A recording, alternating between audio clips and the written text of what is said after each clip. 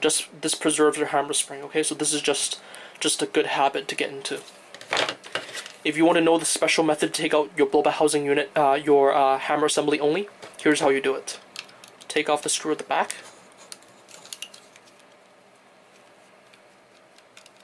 Don't worry, I'll go back to showing you guys the normal method in a moment.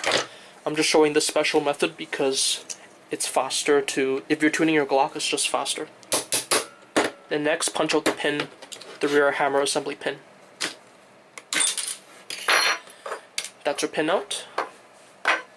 And then now notice, put your thumb right next to the valve knocker disconnector, which is right over there. Right over here. And then pull your trigger, lift up a little bit. And keep your notice how my thumb transitioned over to the hammer assembly to keep the valve knocker disconnector spring in place. And that's how you access your rear hammer assembly without disassembling the front. Now, if you have a tunable trigger, you will not be able to do this. The reason why is because a tunable trigger makes the trigger bar sit in a different position, and you will have a tougher time unhooking the chassis out of the body. You can actually take it off, but it's very difficult to take it off and very difficult to put it back on if you have a tunable trigger. So I do not advise you to do it if you have a tunable trigger. I advise you to do it the normal way, and I'm about to show you the normal way. So now let's show you the actual full disassembly of the frame. I normally start at the front. So instead of taking that screw first, you actually take off the takedown lever first. Push this center thing over here. That center leaf spring. This is what sort of applies tension to your safety on your Murray Glock. Just push it down, and you should be able to pull the takedown lever off. Set it aside. Next, we got your trigger pin. Now, your trigger pin, when you first take your trigger pin out of your Glock slide, I normally hammer on this side. In this case, you will have to hammer on this side because the rough side of the pin is on here. Some of you guys have seen me disassemble my Glocks before, and I hammer it on the other side. It's because I moved it to the other side.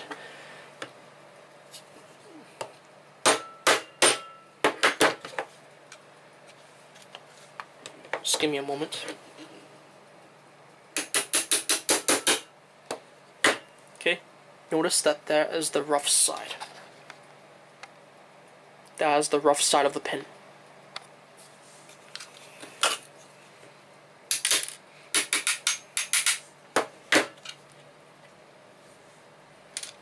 Sorry, that was just the screw from there. It was magnetized onto my hammer. There you go. Now, it is worth noting that whenever you take out this trigger pin off of your gun, you must be careful not to damage your slide release, because the slide release, which I just took out like that, also weaves through this pin. So whenever you weave this pin through, you have to make sure you tap it out perfectly and put it in perfectly, and I'll give you guys a tip on how to do that later. Because if you don't put it in correctly, what happens is that this slide release can get bent, and it will actually affect how your slide lock works. Sometimes it makes it slightly less sensitive to the slide lock. That could be one of the reasons as to why your Glock is not slide locking, even though your gun is working. Is because this is sometimes bent. Anyways, enough talking. Now, after you take those parts out, then you can take out this screw for the front chassis.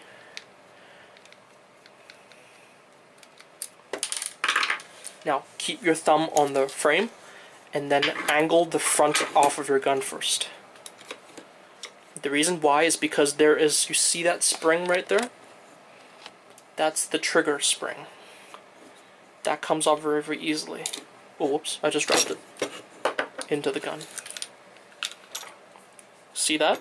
Do not lose this. It's very, very important because it's hooked onto the chassis.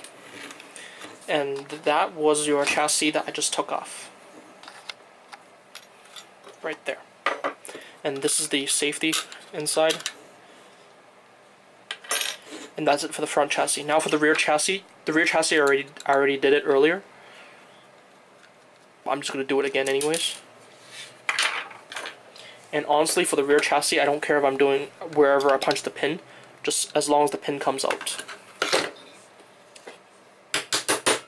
In fact, I prefer to have the rear pin loose, so I can just push it out like this. Oh, it's not completely out, my bad.